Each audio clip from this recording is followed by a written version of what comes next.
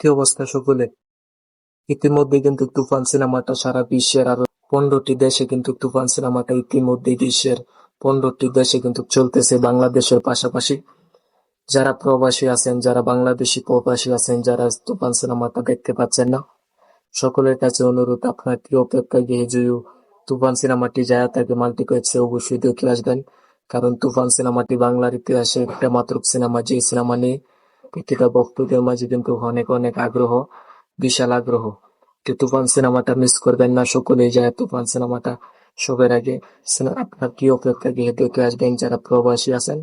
আমার ভিডিওটি অবশ্যই লাইক করে যাবেন, কারণ এই ভিডিওটিতে আমি শাকিব খানের না বাংলা ইন্ডাস্ট্রির সবচেয়ে বড় মাপের যে সিনেমাটা, সেটার নাম হচ্ছে তুফান সিনেমাটা।